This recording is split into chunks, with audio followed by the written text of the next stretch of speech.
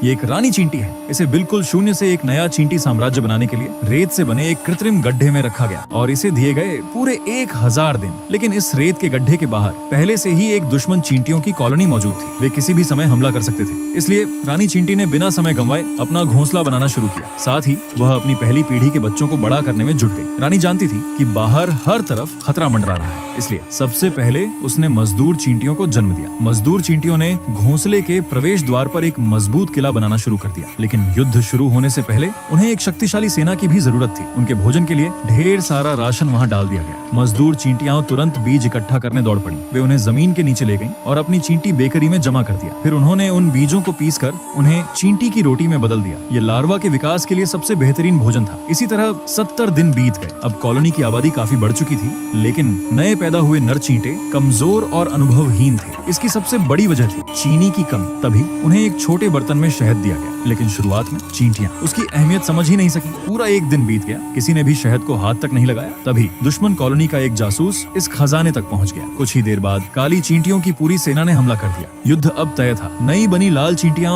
उनका मुकाबला नहीं कर पा रही थी। ये पूरी तरह एक तरफा नरसंहार था। ये भयानक दृश्य देखकर काली चींटियों को वहां से भगा दिया गया। इस युद्ध के बाद लाल चींटियों को भारी नुकसान उठाना पड़ा, लेकिन जिंदगी कभी रुकती नहीं। वे बुरी तरह कमजोर हो चुकी थी। फिर भी जीवित रहने के लिए उन्हें शहद की जरूरत थी। इस बार उन्होंने अपनी गलती से सीख लिया। वे बहुत सावधानी से शहद का पोषण लेने लगी। खाने के बाद उन्होंने शहद को पत्थरों और मिट्टी से ढक दिया, क्योंकि शहद की रक्षा करना रानी की रक्षा करने के बराबर था। जब तक रानी जीवित रहेगी, तब तक इस साम्राज्य की उम्मीद भी जीवित रहेगी। देखते ही देखते 600वां दिन आ गया। अब चींटियों की सेना पहले से कहीं ज्यादा मजबूत हो चुकी थी। उनकी युद्ध क्षमता को परखने का समय आ गया था। उनके सामने छोड़ी गई 100 फ्रूट फ्लाई। वे छोटी थी, लेकिन बेहद तेज और फुर्तीली। उन्हें पकड़ने और उनका शिकार करने के दौरान चींटियों ने धीरे धीरे लड़ाई की नई नई रणनीतियां सीख ली। इसके बाद उन्हें एक और साल का समय दिया गया। अब उनका साम्राज्य पहले से कहीं ज्यादा शक्तिशाली बन चुका था। लेकिन रेत के गड्ढे के बाहर रहने वाली जंगली चींटियां भी हमले के लिए पूरी तरह तैयार थी। ज्यादा समय नहीं बीता और भयंकर युद्ध शुरू हो गया। दुश्मन तेजी से घोंसले के अंदर बने कक्षों तक पहुंच गए। उनकी लड़ने की ताकत हैरान कर देने वाली थी। रानी की सुरक्षा खतरे में पड़ गई। सैनिक किसी तरह रानी को लेकर